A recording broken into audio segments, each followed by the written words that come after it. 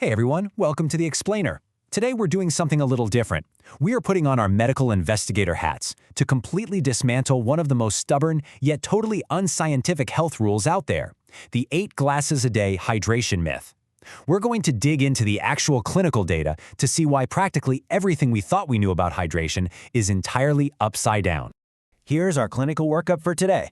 We're going to hit the 8-glass illusion, hydration beyond the glass, the actual dangers of overhydration, how to read your biological signals, and finally, why not all water is equal. Let's get right into it. Okay, Section 1, the 8-glass illusion, a historical misdiagnosis.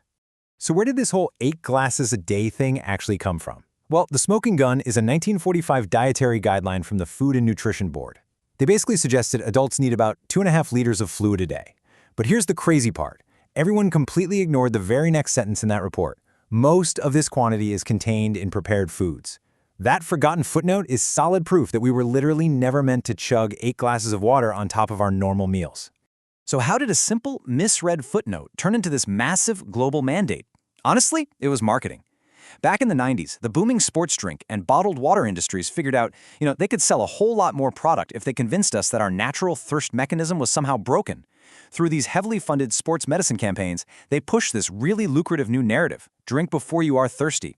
They basically trained us to override our own perfectly fine-tuned evolutionary thirst cues. Wild, right? Moving on to Section 2, hydration beyond the glass, how we eat our water. The reality is that your standard daily diet of whole foods naturally supplies a huge chunk of your systemic hydration. I mean, think about it. Cucumbers, they're a staggering 95% water. Apples sit right around 86%. Even a solid piece of beef is about 60% water. So if you're eating a normal, varied diet, you are actively consuming a massive volume of liquid every single day. You're literally chewing your water. And it goes even deeper than that, because we aren't just taking water in. We're actually creating it from scratch. Through cellular respiration, our bodies synthesize this substantial internal fluid supply known as metabolic water. So as your body breaks down nutrients for energy, it naturally produces fluid as a byproduct. You are, quite literally, your own built-in hydration factory. This is exactly why prescribing a flat, one-size-fits-all water rule is so medically flawed.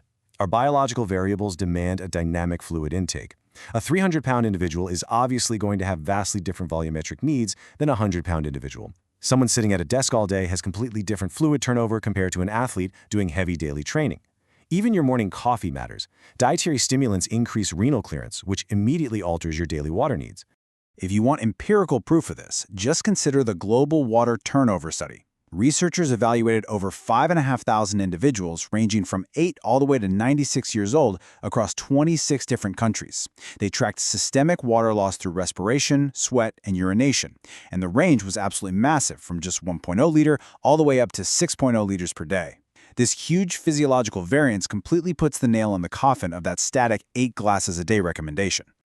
All right, Section 3, the dangers of overhydration, a clinical look at cellular shifts. Let's dive into a clinical state called hyponatremia. When you just blindly chug water all day, your intake can actually outpace your kidney's capacity to excrete it. This heavily dilutes the serum sodium levels in your blood. And because of osmosis, that excess water desperately seeks balance, so it forces its way inside your body's cells. It essentially swells them up like overfilled water balloons. In severe cases, because your brain is encased in a rigid skull, this cellular swelling can lead to cerebral edema, which is a life-threatening neurological distress. Now you might be thinking, okay, but that must be super rare, right? Well, shockingly, clinical data shows that approximately 13% of Boston Marathon finishers display varying degrees of this dangerous overhydration. Elite athletes who've been totally conditioned by that drink before you're thirsty marketing are severely diluting your blood sodium right in the middle of the race. So, let's look at Section 4, reading your biological signals, the true biomarkers. Instead of sticking to some arbitrary daily quota, we really need to rely on objective biological biomarkers to track our fluid balance. The absolute easiest one, the urine color spectrum. If it's deep amber, that means your urine is highly concentrated. Your body is using a hormone called vasopressin to signal a real need to increase your fluid intake. Now, pale straw color, that is the physiological benchmark for optimal balance. You are perfectly hydrated. But what if it's completely clear? Well, a lot of folks think crystal clear urine is the ultimate hydration goal, but it's really not a badge of honor. It actually indicates excessive fluid consumption. You're unnecessarily flushing out essential systemic electrolytes and forcing your kidneys to work overtime for absolutely no physiological benefit whatsoever. Which brings us to Section 5. Not all water is equal. The quality formulation. When we talk about hydration, the structural quality of the water is just as critical as the volume. Think about municipal tap water. It relies heavily on chemical agents like chlorine to eliminate pathogens, but because municipal filtration standards often miss various industrial byproducts, it honestly requires robust home filtration to be ideal. On the flip side, natural spring and mineral water have historically provided humans with a highly bioavailable source of trace minerals, the exact kind of minerals that modern industrial water softeners just systematically strip away. And this highlights the incredible protective power of trace magnesium. Consuming natural, unsoftened mineral water gives you this vital nutrient naturally. It's absolutely essential for supporting cardiovascular health, and it plays a massive clinical role in preventing the crystallization of kidney stones. If you're constantly drinking overly softened, demineralized water without actively replacing those electrolytes, you can inadvertently cause systemic deficiencies.